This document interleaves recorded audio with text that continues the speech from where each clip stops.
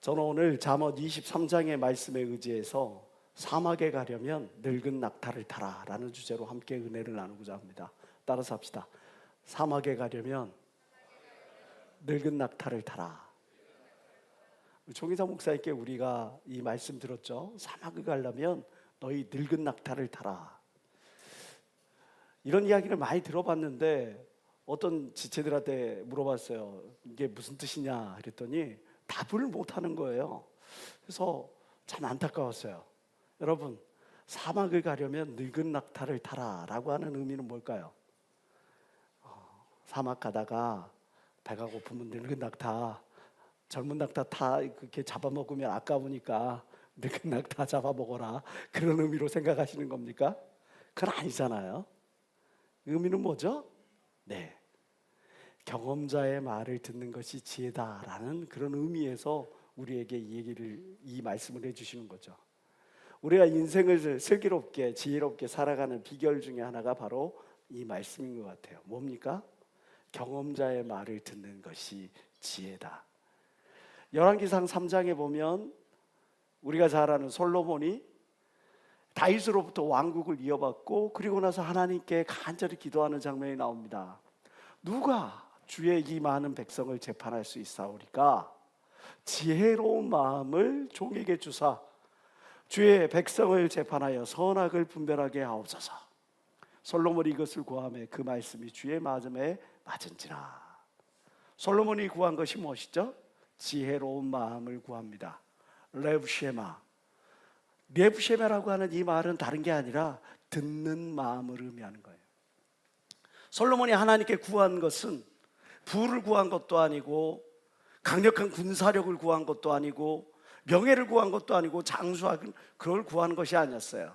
솔로몬이 하나님께 간절히 구했던 것은 이스라엘 백성들을 잘 다스려갈 수 있기 위해서 가장 우선되어지는 것, 외교력과 정치력과 통찰력과 분선력과 이런 모든 것들을 떠나서 하나님의 음성을 들을 줄 아는 듣는 마음을 내게 주시옵소서.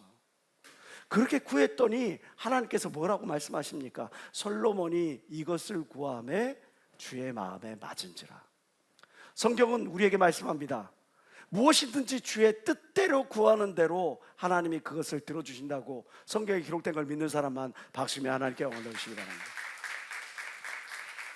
왜 나의 기도가 안 들어지고 응답하지 아니하시고 왜 하나님은 나의 기도에 침묵하시고 내 기도가 과연 하나님의 뜻에 맞는 기도가 되어 있느냐가 중요한 거죠. 솔로몬은 하나님의 뜻에 맞는 기도를 드렸어요. 그 기도는 무엇이었냐? 듣는 마음, 하나님의 뜻을 따르려고 하는 그런 마음이었죠. 오늘 본문 말씀에 너의 마음으로 죄인의 형통을 부러워하지 말라. 항상 여호와를 경외하라. 남들 잘 나가고 남들 부자 되고 남들 성공하고 그런 것 때문에 그냥 아득바득 어떻게든지 내가 그냥 나도 하나님께 축복받았다, 하나님이 나를 뭐 해줬다, 그것들을 자랑해 보기 위해서 아득바득 막 살아가는 그런 모습들, 너 그렇게 살아가지 말라요. 바로 내 눈앞에 결과에 아득바득하고 그렇게 하지 말아요. 주중에 한 형제하고 통화를 했습니다. 주식하는 형제입니다. 이번에 주식 때문에 많은 손해를 받아서 많은 아픔을 겪고 있다고 그래요. 그 형제에게 이야기를 했어요.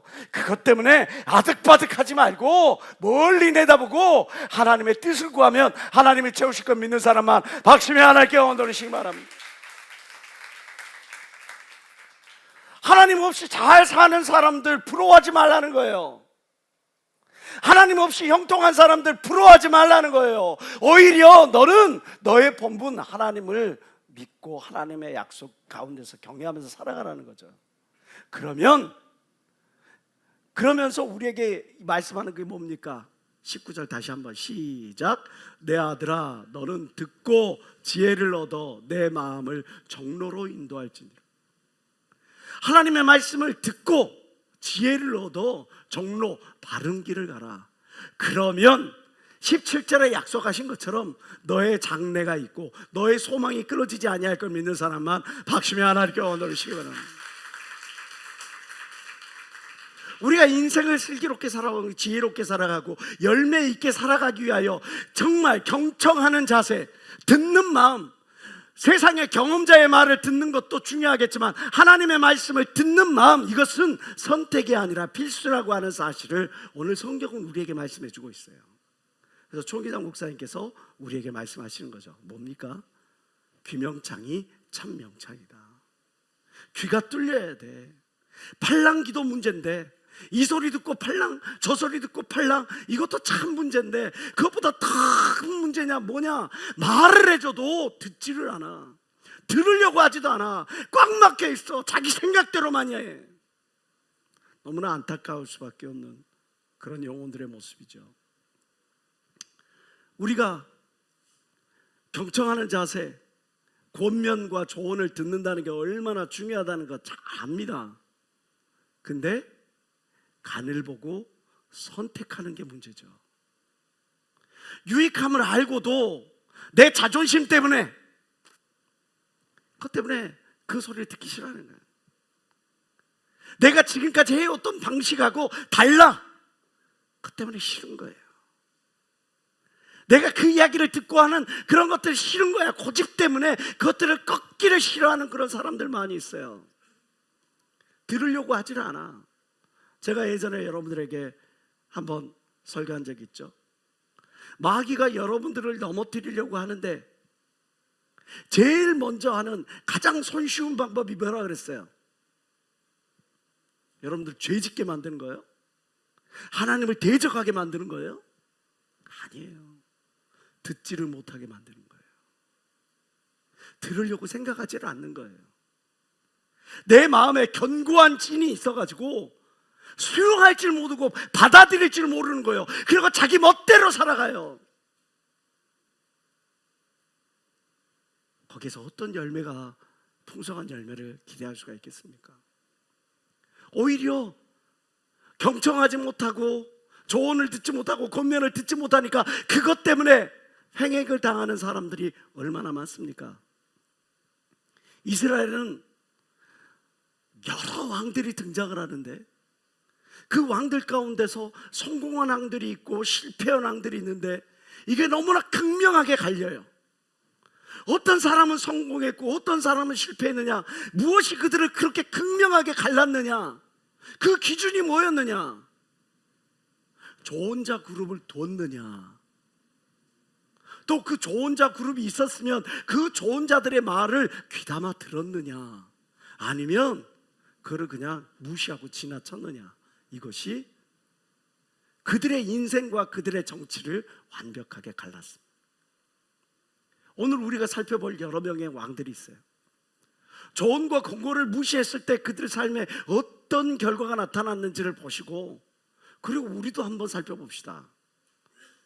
나는 과연 내 귀가 열린 귀가 되어 있고 뚫린 귀가 되어 있어서 하나님의 말씀을 사모하려고 그러고 경험자의 말을 들으려고 하고, 내가 그 경고의 메시지에 한번 내 자신을 돌이켜보고, 아, 내가 지금 이대로 가다가는 나 이거 분명히 문제가 생기겠구나, 나 이대로 가다가는 분명히 하나님과 멀어지겠구나, 나 이대로 가다가는 분명히 내 삶에 악성 종양이 나타나가지고 내 삶을 무너뜨리겠구나, 점검해 볼 수 있는 그런 계기가 되어졌으면 좋겠습니다.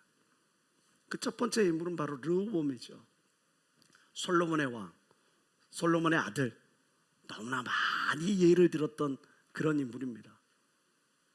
노신들의 어떤 간언을 내칩니다. 그 노신들은 누구입니까? 솔로몬과 함께 저 가나안 지방에서, 고대 근동 지방에서 가장 강력한 국가를 이루어냈던 그 정객들의 말을 그들은 무시를 하고, 젊은 사람들의, 젊은 신하들의 경험도 없고 그냥 패기만 있고 자기 이론만 있고 헛똑똑이들의 말만 들은 그 사람들의 의견을 듣습니다. 그래서 나의 아버지 솔로몬의 색직으로 너희들을 징치하겠지만, 다스리겠지만, 나는 독과 전갈로 너희들을 더 심하게 억압하겠다, 그런 엉뚱한 대안을 내놓게 되죠. 그 결과를 어떻게 됐는지 우리가 너무나 잘 알죠. 통일 왕국이었던 저 이스라엘은 남과 북으로 나뉘고 말았습니다. 그의 손자였던 아사라는 왕이 있습니다. 아사라는 왕은요, 그는 초창기에 정말 믿음으로 하나님을 따랐던 그런 왕이었습니다. 그가 왕으로 올라가자마자 산당을 제거하고 태양신을 없애고 아세라 목상을 없애고, 나중에 자기 어머니 마아가가 우상을 섬기는 그 이유 때문에 그를 그 태왕후의 그 자리에서 폐위를 시켜버리는 거예요. 그리고 구스, 오늘날로 말하면 에티오피아의 세라는 사람이 100만 명의 군사를 이끌고 이스라엘을 침범해 왔을 때, 그때 그가 이렇게 고백을 합니다. 하나님, 사람으로 주를 이기지 말게 하옵소서. 멋지죠? 우리 다 같이 한번 고백해 봅시다. 사람으로 주를 이기지 못하게 하옵소서. 그러면 이길 것 같은데. 사람으로 주를 이기지 못하게 하옵소서. 시작. 사람이 어찌 전지전능한 하나님을 이길 수가 있겠습니까? 저들이 아무리 많은 병거, 오늘날로 말하면 전차를 동원하고, 저들이 아무리 많은 병사 100만 명의 군사를 거느리고 아무 소용없습니다. 하나님이 승리하실 수 있게 하십니다. 그리고 믿음으로 나아가서 전쟁에서 승리하게 만들었던 그런 인물이었어요. 근데 시간이 지나니까 팽팽했던 풍선에 바람이 빠지는 것처럼 충만했던 그의 신앙이 바람이 빠져가지고 결국에는 선지자를 핍박하고 하나님의 백성들을 핍박하는 겁니다.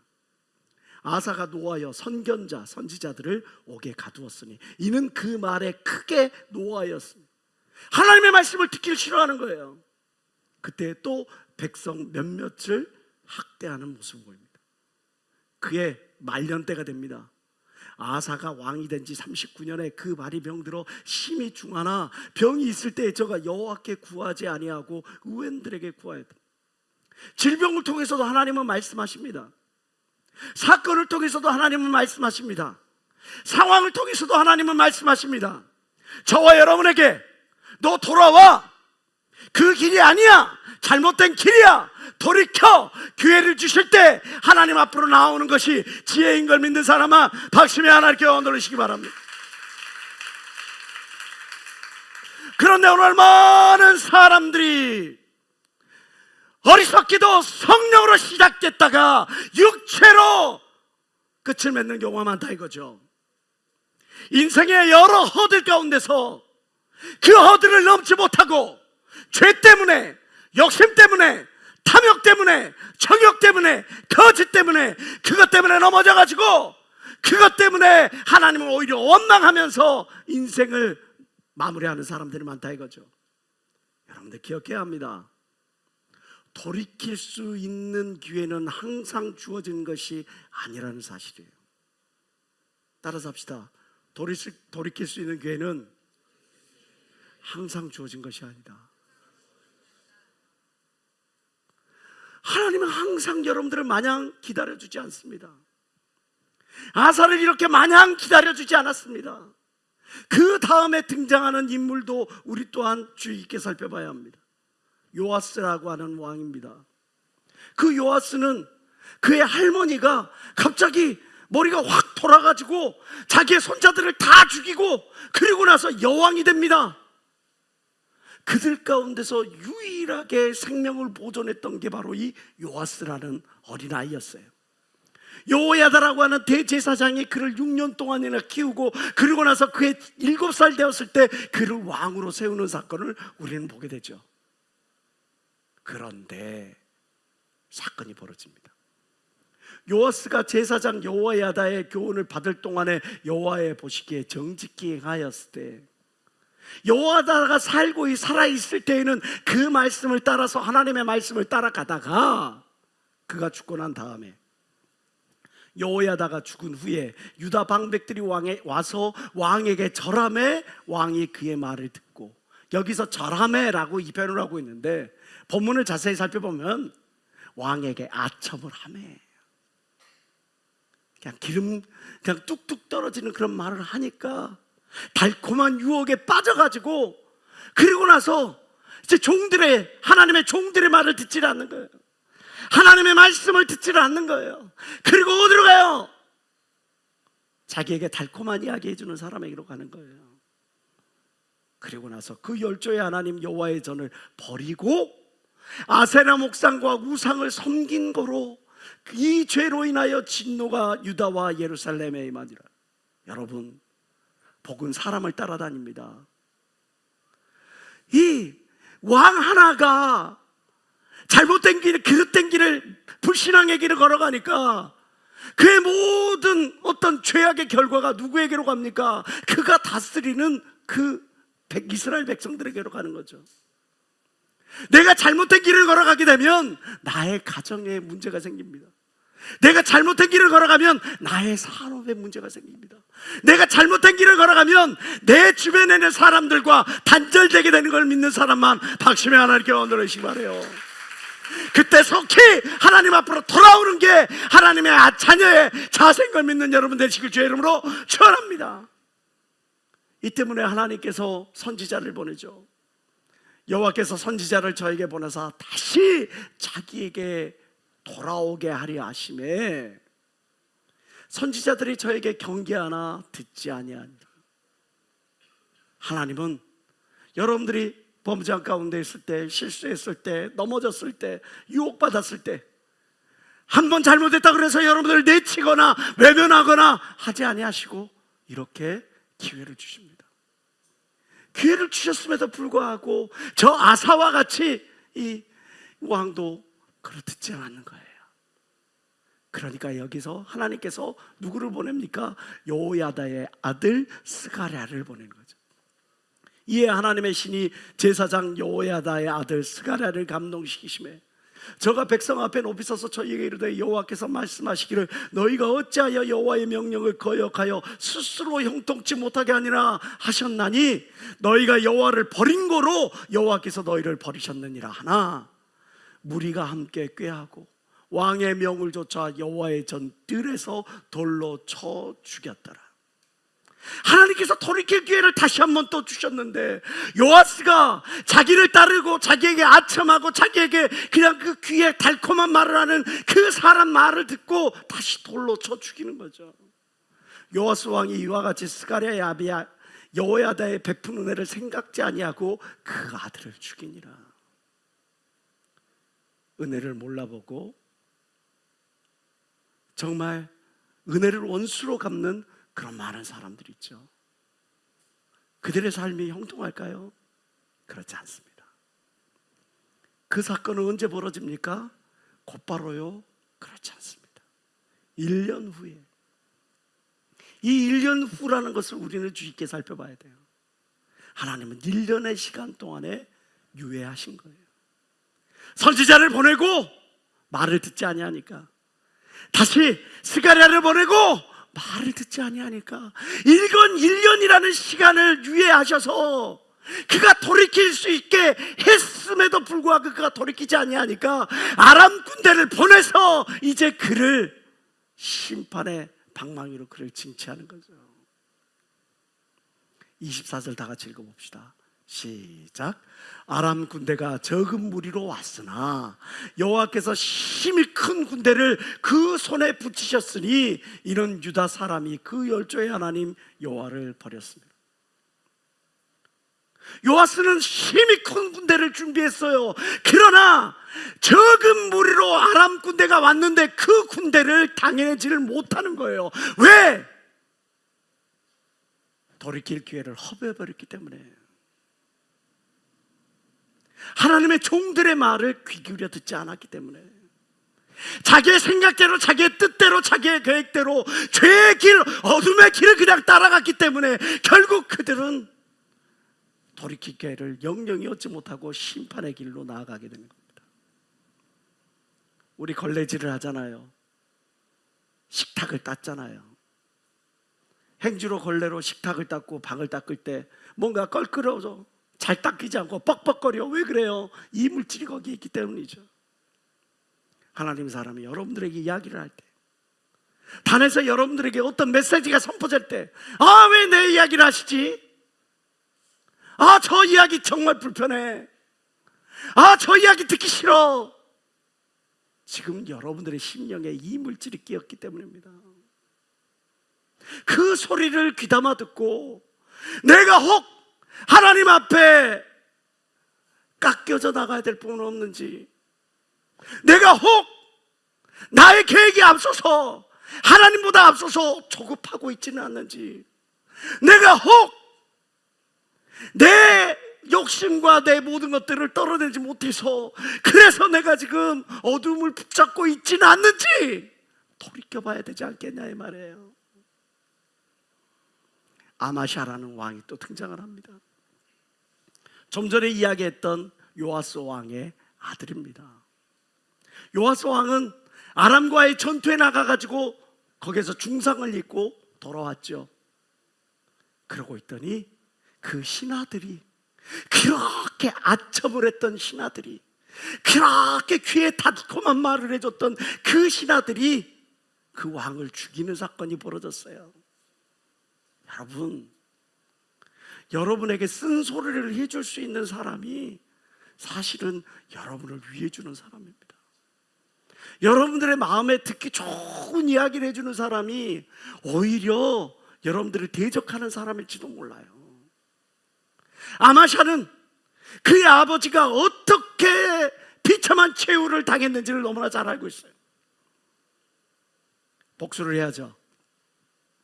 그러나 성경은 복수를 그 대에만 머물게 하고 그 자손들에게 복수를 대물림하지 말라고 말합니다. 아마샤는 하나님의 말씀을 지켰어요. 그 나라가 굳게 서매요. 요아스가 죽고, 그리고 아마샤가 왕이 딱 됐어. 처음에는 전국이 어수선하겠죠. 왕이 전쟁터에 나가서 중상을 입고 돌아왔는데 그의 신복들에 의해서 죽었으니 전국이 어수선한 건 당연한 겁니다. 그런 상황 가운데서 이 아마샤가 등장을 해가지고 나라를 굳건하게 만든 다음에 그 부왕을 죽인 신복들을 죽이는 겁니다. 복수를 진행을 하는 거죠. 그러나 저희 자녀는 죽이지 아니하였으니, 왜? 하나님의 말씀을 따랐다고 성경은 이야기를 합니다. 이뿐이 아닙니다. 아마샤가 이제 갑자기 침공에 들어오는 저 위협 세력인 에돔이라고 하는 이 나라와 이제 전쟁을 벌이려고 하니까 자신들의 힘만으로는 감당할 수가 없어.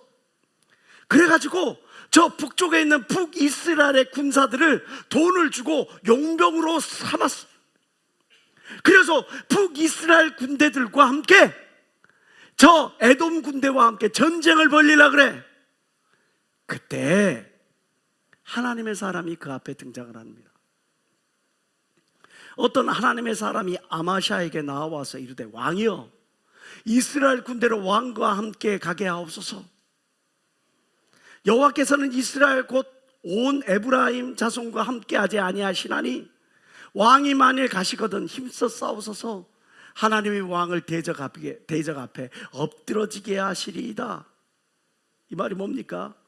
당신이 계획한 대로 저 북이스라엘 사람, 하나님을 믿지 아니하고 하나님의 뜻을 거스리고 그런 배도한 무리들과 함께 연합 전선을 펼치소서. 그러면 하나님이 반드시 당신을 전쟁에서 실패하게 만들 겁니다.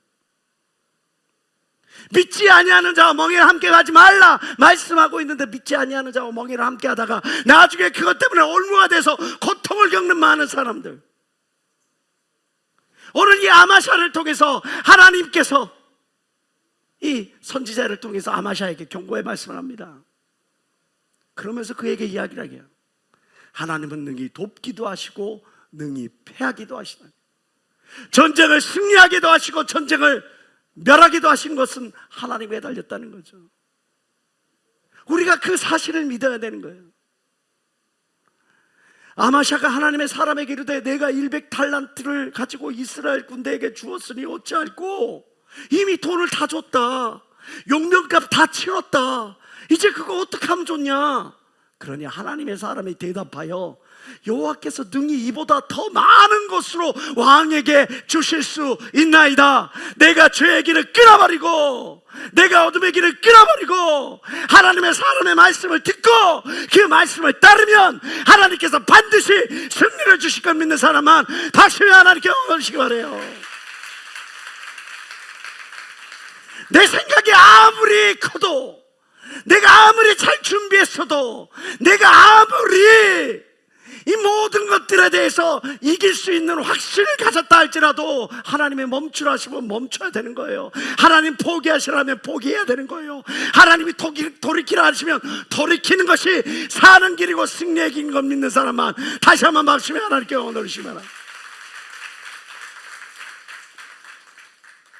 절제하는 왕이었던 이 아마샤는 하나님의 말씀에 따라서 저 신복들은 죽이되 그의 자녀들은 죽이지 아니하였던 것처럼 하나님의 말씀에 따라서 그 많은 돈을 들여서 용병을 구했지만 그 용병들과 함께하지 아니하고 그 용병들을 거부하고 그 고향으로 돌려보내고 적은 무리를 가지고 저 에돔 무리와 싸워서 전쟁을 벌립니다. 결과는 어떻게 됐을까요? 승리를 얻었죠. 근데 여기서 문제가 발생하는 겁니다. 승리를 얻고 난 이후가 중요한 거예요.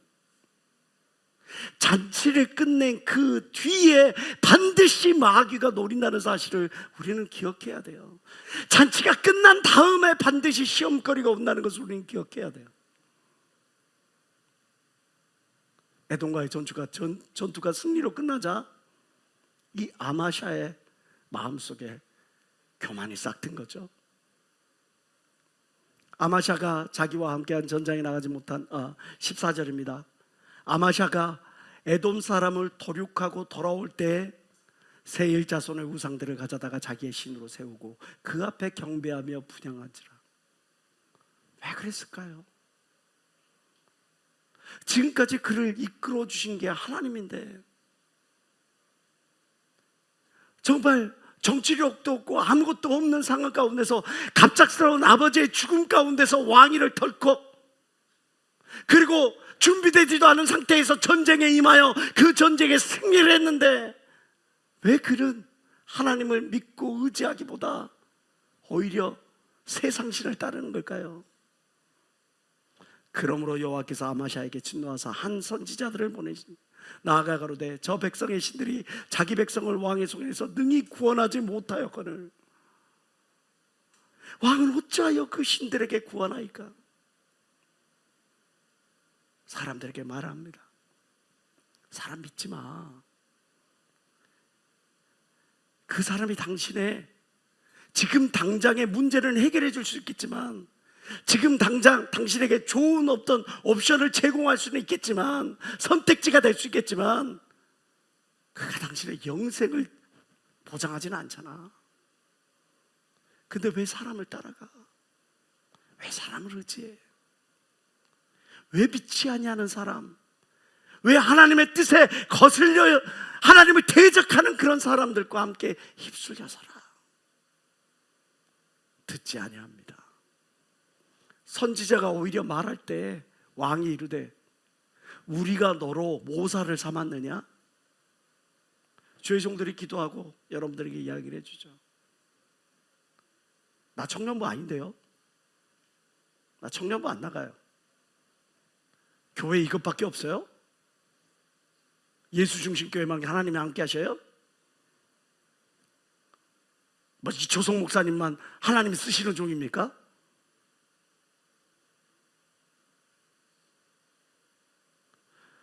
기도하는 마음으로, 선한 마음으로, 정말 그 영혼을 위하는 마음으로 기도하고 나아가서 이야기를 했는데 우리가 너로 모사를 삼았느냐? 당신만 목사입니까? 여기만 교회입니까? 여기만 하나님이 함께 하십니다. 그치라 어찌하여 맞으려 하느냐? 선지자가 그치며 가로되 왕이 이 일을 행하고 나의 경고를 듣지 아니하니 하나님이 왕을 멸하시기로 결정하신 줄 아노라 하였더라. 참 안타까운 일이지 아니할 수 없습니다. 계속해서 성경은 이야기를 합니다. 이제 에돔과의 전투가 끝난 상태 가운데서 저 용병을 청했던 저 북이스라엘이 다시 쳐 내려오기 시작하는 거죠. 돈을 주고 샀던 그 용병들이 다시 이제 대적이 돼서 자기의 옆구리의 비수처럼 닭이 찾아오는 거죠. 그때도 아마샤가 듣지 않습니다. 아마샤가 듣지 아니하였으니 다 같이 시작. 이는 하나님께로 말미암은 것이라 저희가 에돔 신들에게 구하였으므로 그 대적의 손에 붙이려 하십니다. 바로의 마음을 강팍하게 하셔. 굳이 이스라엘 백성들을 그렇게 붙잡을 필요가 없어. 붙잡아둘 필요가 없는데 10가지 재앙을 내리게 하셔. 굳이 사람들의 마음을 강팍하게 하셔. 그로 말미암아 하나님의 살아계심을 체험하게 하셔. 여러분, 이왕 쓰임받을 것 하나님의 복된 사람으로 쓰임받는 게 낫지 않습니까? 어찌 어떤 재앙의 표본, 심판의 표본으로 쓰임받기를 원하십니까? 저와 여러분들은 모두 하나님을 사랑하는 자를 위하여 예비하신 것은 눈으로 본 적도 없고 귀로 들어본 적도 없고 마음으로 생각해 보지 못했던 것들을 주셨다 함을 이루는 그런 복된 저와 여러분 되시길 주의 이름으로 축원합니다. 결코 재앙의 어떤 그런 표징이 되지 않기를 주의 이름으로 축원합니다. 아마샤가 돌이켜 여호와를 버린 후로부터 예루살렘에서 무리가 저를 모반한 거로 이야기를 했죠. 아마샤의 아버지 요아스는 아람과의 전투에서 중상을 입었고 그의 신복들에 의해서 암살당했다고요. 하나님의 뜻을 듣고도 돌이키지 못하고 아버지의 그 길을 보면서도 역사를 통해서도 교훈을 얻지 못하니까 그것 때문에 결국은 자기의 삶을 통해 자기의 경험을 통해 뼈저리게 고통을 체험하게 되는 겁니다. 아들 또한 모반으로 나라가 뒤집어지는 거죠. 미국의 유명한 사회학자 에릭 호퍼는 이야기를 합니다. 권력은 인간을 부패시키는 것이 아니라 인간의 본성을 드러내는 것이다. 힘이 없는 자에게 힘을 주면 그 사람이 정말 그 본성이 어떤 사람인지가 나타나는 거예요. 돈이 없는 자에게 돈을 주면 그 사람의 본성이 정말 하나님을 따라가고 내가 물질을 가지고 하나님을 위해 쓸게요. 내가 이 물질을 가지고 내가 복음을 위해 쓸게요. 내가 주님 주신 이 영광을 가지고 내가 더 많이 하나님을 영화롭게 할게요 해놓고 하나님께서 그의 지위를 높여주시고 하나님께서 그에게 물질을 주실 때에 그 물질을 가지고 그 지위를 가지고 하나님을 영화롭게 하는가 보았더니 많은 사람들이 그렇지 아니하더라는 거죠. 물질이 내 건지 알아. 내 거 쓰는 것이 인색해. 내가 얼마나 피땀 흘려 노력해서 쌓아 올린 이 돈인데 이거를 내가 헌금해야 돼? 내가 이거를 내놔야 돼? 내가 안 돼. 이것도 내가 가려서 할 거야. 내가 얼마나 노력해서 쌓아 올린 이 커리어인데 내 시간, 내 열정, 내 피땀 흘려서 쌓아 올린 커리어인데 내가 이거 포기하고 내가 이렇게 깜냥도 안 되는 그런 사람들과 함께 어울려가지고 뭐 청년부 활동한다, 교회 활동한다. 내가 사회적 지위가 어떤데 내가 저런 사람들하고 어울려서 그래도 못해. 그런 사람들이 의외로 많더라 이거죠. 지금 이 자리에는 저와 여러분들은 어때요?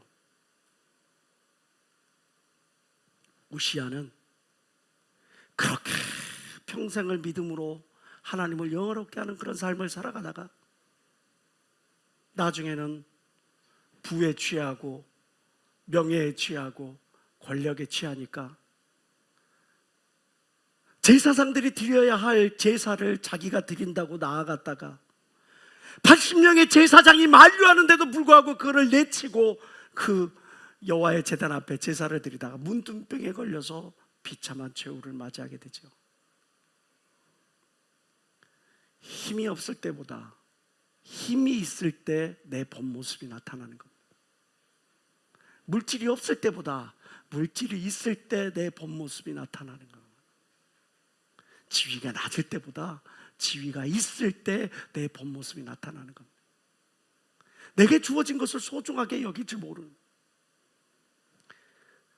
종이상 이초성 목사님의 임명장이라고 거기에 이렇게 임명장이 나갔잖아요. 여러분들에게 지극히 작은 셀장, 팀장, 부장, 회장, 어떤 직분이라는 것들이 나갔잖아요. 근데 그 직분을 받았음에도 불구하고 이까짓 뭐 셀장, 이까짓 뭐 팀장, 이까짓 부장, 이까짓 뭐 전도사, 목사, 하나님의 이름으로 받은 그 임명장을 소중하게 여기지 아니하는데, 우리가 과연 하나님의 자녀라, 하나님을 영화롭게 하는 자녀라, 왕의 자녀라 말할 수가 있습니까? 박수 쳐주고 인정해주고 존귀하게 해주는 그 자리, 스포트라이트가 비춰주는 그 무대에 서기만 원하지, 무대 밑에서 땀을 흘리면서 애쓰면서 수고하고 노력하는 것, 그 외면하면서 여러분들이 정말 나 지극히 작은 일에 충성되었다고 말할 수가 있겠습니까? 하나님의 음성이 들리는데 하나님의 음성을 선별해서 듣는 그런 사람이 과연 어찌 건강한 영성을 소유할 수가 있겠습니까? 편식을 하면 당연히 육체는 쇠약해질 수밖에 없어요. 하나님의 말씀도, 경험자의 조언도, 권면도, 내가 듣고자 하는 달콤한 말을 듣고자 한다면 여러분들의 때 영혼도 결코 건강해질 수 없습니다. 수위를 넘긴 물, 수위를 넘긴, 접시를 넘겨버린, 그릇에서 넘쳐버린 그런 음식물을 우리는 그런 음식이라 말할 수 있습니까? 오염된 쓰레기라고 말할 수밖에 없죠. 감정도 수위를 넘어버렸어. 말도 수위를 넘어버렸어. 행동도 수위를 넘어버렸어. 조언을 귀담아 듣지 않아. 권면을 들으려고 하지도 않아. 하나님의 말씀을 사모하려고 하지 않아. 그러면서 내 뜻대로, 내 생각대로, 내 자존심을 굽힐 수 없어 라고 하면서 살아가는데, 과연 그의 삶에 형통함이 주어질 수가 있겠습니까? 나에게 박수 쳐줄 때는 목사님, 전도사님, 팀장님 어쩌네 하면서 찾아오지만, 내 이야기, 내 입장, 또는 내가 해놓은 모든 업적들, 이러한 어떤 작품들, 이런 것들을 받아들여주지 않고 그것들에 대해서 지적하고 그런 부분에서 이렇게 저렇게 조언을 할 때 그것에 귀 막고 눈 막고 하는 그런 사람을 통해서 어떤 더 좋은 작품을 기대할 수가 있겠습니까? 여러분, 교만의 끝이 낙하하는 것입니까? 추락하는 것입니까? 낙하하는 것이죠. 아니죠. 추락하는 겁니다. 교만은 패망의 성공이요 거만은 넘어짐의 앞잡이라고 성경은 말씀합니다. 로마서 1장 28절은 우리에게 말씀해주고 있습니다. 저희가 하나님 두기를 싫어하며 하나님께서 저희를 그 상실한 마음대로 내어버려 두사, 부패한 마음대로 내어버려 두사, 교만한 마음대로 내어버려 두사, 어두움이 가득한 그 마음대로 내어버려 두사 합당치 못한 일을 하게 하셨으니, 내가 지금 합당치 못한 일을 하고 있으면서도 불구하고 그거에 대해서 아무런 내 마음에 거리낌이 없다면 지금 여러분들, 하나님이 여러분들을 유기하고 계시는 거예요. 하나님의 가장 큰 심판이 여러분들 앞에 있는 거예요.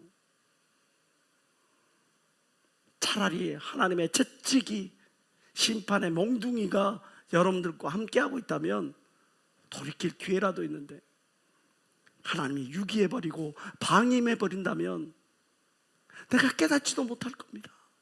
돌이킬 기회조차도 얻지 못할 겁니다. 상실한 마음대로 내어버려 두시는 하나님, 뭐 했더니 하나님 듣기를 싫어했더니 말씀 듣기를 싫어했더니 고린도전서 10장 12절 다 같이 읽어봅시다. 시작. 그런즉 선줄로 생각한 자는 넘어질까 조심하라. 하나님의 말씀을 들으려고 노력해야죠. 경험자의 말을 들으려고 노력해야죠. 내 생각과 내 뜻이 맞지만 그럼에도 불구하고 누군가 나에게 인생의 방향에 대해서 이야기를 해줄 때 들으려고 노력을 해야죠. 잠언 26장 12절은 말합니다. 너가 스스로 지혜롭게 여기는 자를 보느냐? 그보다 미련한 자에게 오히려 바랄 것이 있느니라. 자주 책망을 받으면서도 목이 곧은 사람은 있는데 그 사람은 패망을 당하고 피하지 못하리라. 권면과 조언을 들으려고 하지 않은 사람 패망을 당하고 피하지 못하리라. 우리의 삶 가운데 권면과 조언이 유익한 이유가 뭡니까? 잘하는 것처럼 지혜로운 사람은 역사를 통해서 깨닫고 어리석은 사람은 경험을 통해서 깨닫죠. 실패의 경험, 상처난 경험, 패배의 경험. 우리가 경험을 통해서 깨달아야 하겠습니까? 역사를 통해서도 깨달으면 안 됩니까? 우리가 조언과 권면을 통해서 체험 없이도 교훈을 얻을 수 있으면 얼마나 좋은 겁니까? 하나님의 말씀을 듣고 적용하며 살아간다면 여러분들 이보다 더 복된 자가 없지요. 하나님의 말씀은 살았고 운동력이 있어 좌우의 날선 검보다 날카롭고 얘기하여 예민하여 예리하여 우리의 심령과 관절과 골수를 찔러 쪼개기까지 한다고 말씀하고 있지 않습니까? 그 선포되는 그 말씀에 의지하여 우리의 그 말씀대로 따라갈 때에 정말 어둠이 멀어지고 죄악이 멀어지고 인생의 굽은 길이 걷게 펴지고 하나님의 뜻대로 의의 길로 살아가게 될 것 믿는 사람만 박수에 하나님께 원하시기 바랍니다. 우리가 조언과 권면을 들으니까 사고로부터 미연에 예방할 수가 있죠. 권면과 조언을 들으니까 더 좋은 길을 우리가 찾아갈 수가 있는 건 아닙니까? 하워드 슐츠라고 하는 저 스타벅스의 유명한 CEO가 있죠. 그도 젊은 시절에는 너무나 큰 현실의 벽 때문에 좌절낙담을 했습니다. 우리나라만 뭐 수조론이 있겠습니까? 흑수저네, 동수저네, 은수저, 금수저, 다이아몬드 수저, 우리나라에만 있겠습니까? 저 미국도 우리랑 똑같은 그런 상황입니다. 현실의 벽 앞에서 좌절할 때 그때 그에게 멘토가 이런 이야기를 해주는 겁니다. 너의 배경이 아니라 너의 비전이 너를 결정해. 너의 삶을. 지금 너가 당당하게 내놓을 수 있는 그런 어떤 사람이 없어. 백이 없어. 너의 어떤 그 소개장에다가 써줄 수 있는 그 누군가가 없어. 그게 중요하지 않아. 너가 어떤 비전, 어떤 큰 생각을 갖고 있느냐가 너의 삶을 좌우해. 그 멘토의 말을 마음에 담고 그리고 나서 매번 자기의 학력 때문에 아니면 자기의 어떤 배경 때문에 내세우고 있는 그런 배경 때문에 전전긍긍에 했던 그런 작은 마음을 내려버리고 내가 더 큰 꿈을 꿔야겠다라는 생각을 갖고 도전한 결과 세계적인 저 프랜차이즈 기업 스타벅스를 만들어내는 거죠. 우리나라에 유명했던 정주영 회장도 아시죠? 아버지가 숱한 돈을 훔쳐다가 도망쳐서 서울로 나온 거예요. 그 집안의 기둥뿌리를 그냥 뽑아갖고 나온 거라고요. 그래서 나와서 서울에서 어떻게 한번 보란듯이 되어가지고 내가 금이환영해봐야겠다, 고향 땅에서 한번 자랑해봐야겠다, 그렇게 하려고 했는데 이게 서울살이가 만만치가 않아. 쉽지가 않아. 이분이 얼마나 근면성실합니까? 근면하고 성실하게 막 해도 인생이 잘 풀려나가지가 않아. 계속 꼬이는 거죠. 인생은 연속이에요. 이분도 낙담이 오는 거예요. 그때 그 사업장에 거래하시던 분이 이 청년 정주영을 그냥 유심히 관찰하시던 그 거래하시던 사장님이 그의 인생을 뒤바꿔줄 말을 한마디로 해주는 겁니다. 네가 할 수 있다고 믿는 만큼 네가 성장할 수 있다. 포기하지 말아라. 여기에서 그 정주영 씨의 유명한 말이 나오는 거죠. 해봤어? 라고 하는 말. 아, 저는 이게 안 되고요, 뭐가 어쩌고요, 이게 이렇고요, 저게 저렇고요 라고 할 때 해보기는 해봤어? 라고 했던 그 말이 거래처 사장님, 그 젊은 청년 시절의 정주행에게 해줬던 그 말을 통해서 나온 거죠. 내가 할 수 있다고 믿는 만큼 성장할 수 있다. 때때로 내 자신에 대해서 내가 믿을 수 없어요. 너무나 쉽게 포기하니까, 너무나 쉽게 무너지니까, 너무나 쉽게 타협하니까. 그러나 여러분, 여러분을 향한 가능성을 바라보고 계시는 하나님, 그 하나님께서 여러분들을 향한 그 은혜의 빛을 거두지 않는 이상은 여러분들은 반드시 빛과 소금으로서의 그 역할을 감당하게 될 걸 믿으시길 주의 이름으로 축원합니다. 나조차도 나를 믿을 수가 없어.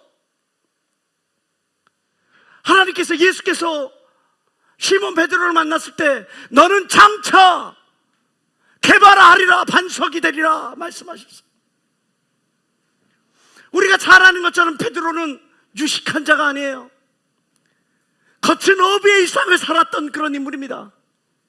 그런데 그런 베드로가 아무것도 알지 못하는데도 불구하고 수제자의 위치에 올라갑니다. 그럼에도 불구하고 그는 예수님을 3번이나 부인을 했어요. 그는 또 예수님의 죽으심을 목격했습니다. 그리고 예수님의 부활도 목격했습니다.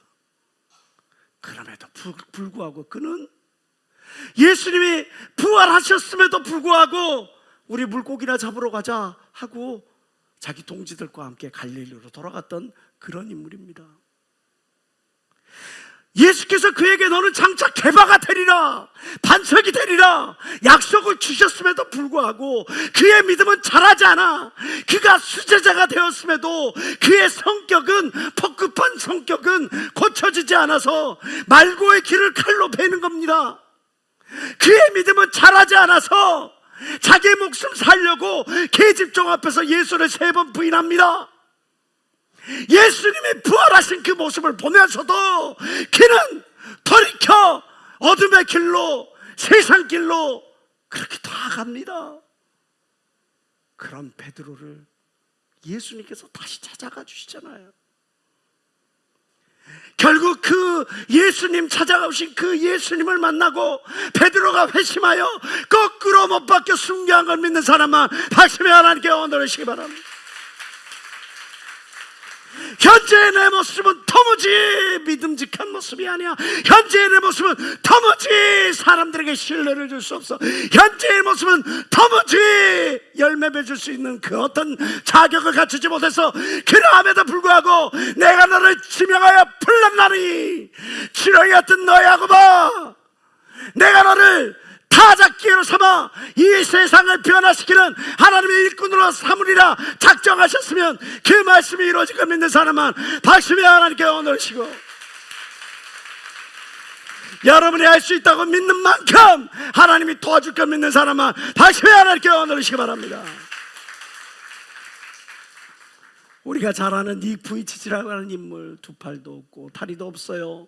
발가락 몇 개 가지고 살아가는 이 인물의 그 부모는 이렇게 이야기를 합니다. 하나님은 너를 통해 많은 일을 계획하고 계셔. 제가 뭐를 해요? 제 힘으로 화장실을 갈 수도 없어요. 제 힘으로 밥을 먹을 수도 없어요.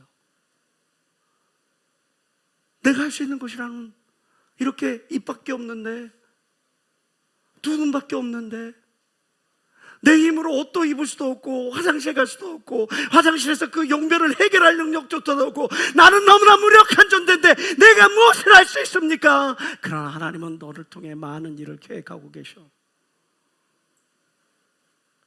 그는 자기에게 있는 그 입을 통해 복음 전도자의 삶을 살아가고 있지 않습니까?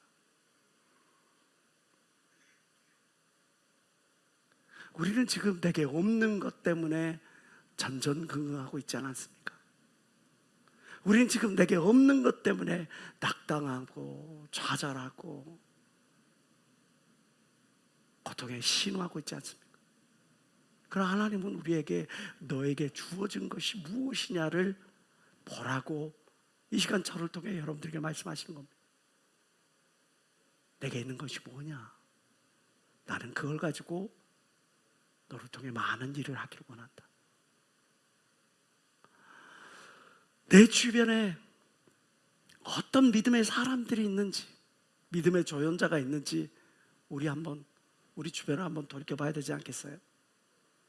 또 하나, 나는 과연 그 믿음의 조언자들의 말을 얼마나 귀담아 듣고 있는지 그것도 생각해 봐야 되지 않겠어요? 내 주변에 믿음의 조언자가 없어.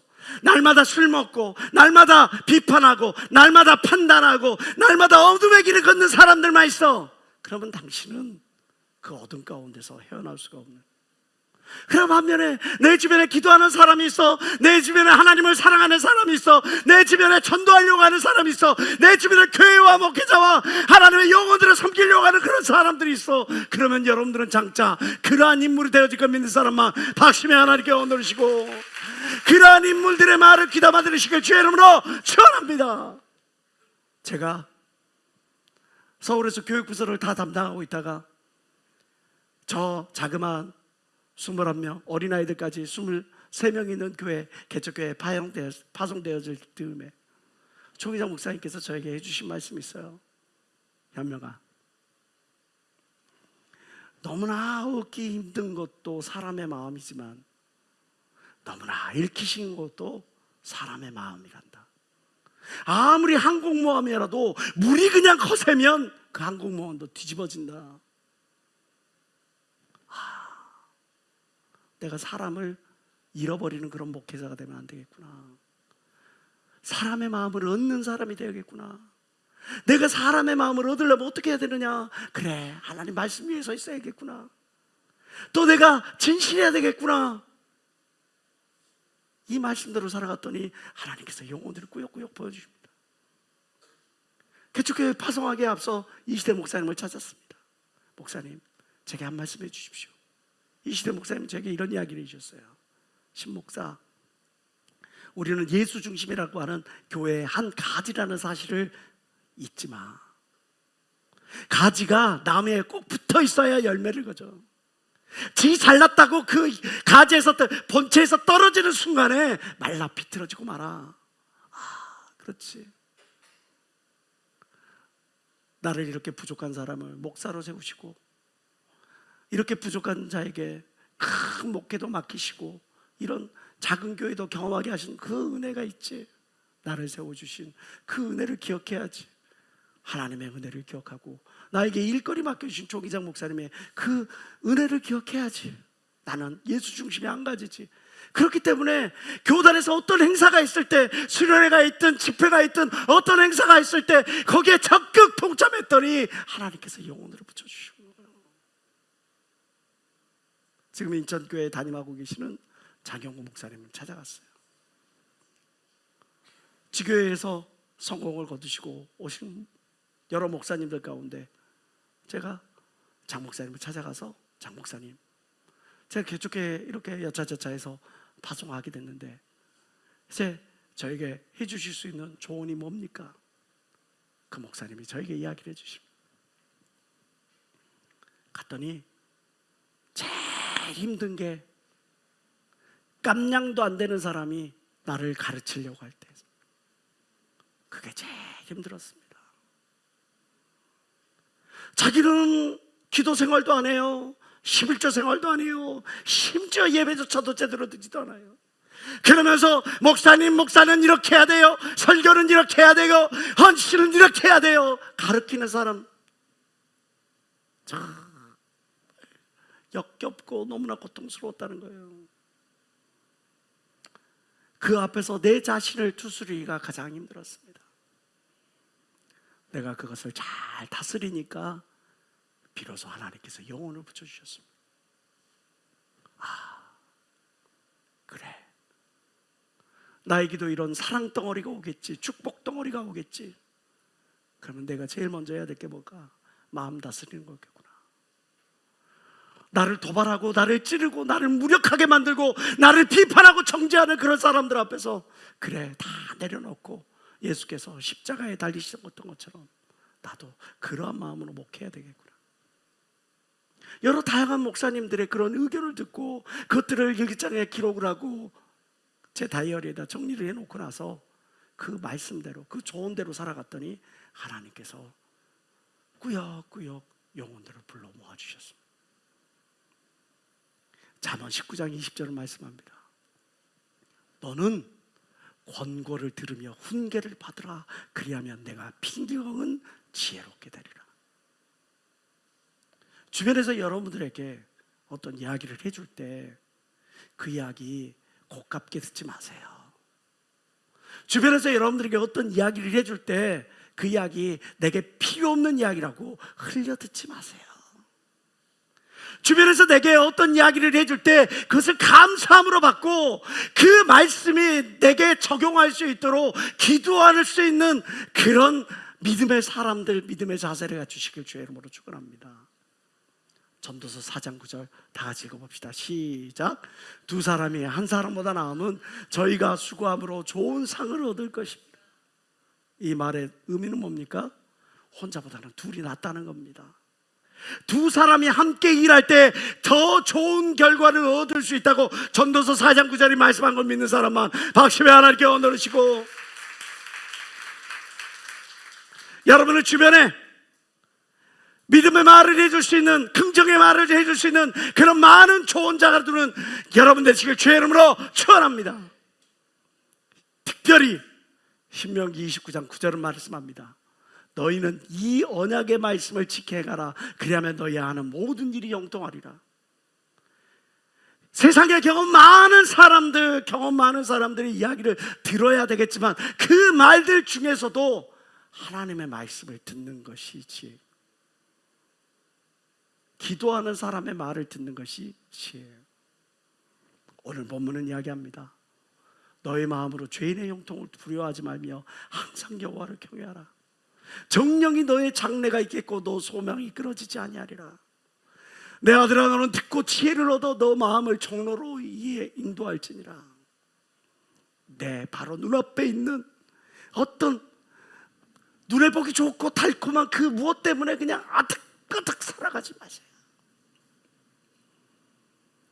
남들이 어떤 성공을 얻었다, 남들이 어떤 결과를 얻었다, 남들이 뭐 장가를 가더라, 시집을 가더라, 어떤 집을 샀더라, 차를 샀더라, 뭐를 했더라, 그것들 돌이켜보지 마세요. 내가 지금 하나님 안에 있느냐, 내가 지금 하나님의 뜻을 따라가느냐, 내가 지금 하나님의 목표를 향해 나아가느냐, 그러면 머지않아 그 열매를 따게 될 것 믿는 사람만 박수며 하나님께 언어르시기 바랍니다. 내가 조언을 들을 것이냐 아니면 무시할 것이냐, 선택은 나에게 달려 있습니다. 그 조언을 듣고 권면을 듣고 내가 믿음으로 반응할 것이냐, 긍정으로 반응할 것이냐, 아니면 그것을 거부할 것이냐, 이것 또한 나의 선택에 달려 있습니다. 잘 아는 것처럼 이 모든 선택은 나의 몫이고, 선택만이 아니라 선택의 결과 또한, 책임 또한 나의 몫이라는 사실을 기억해야 합니다.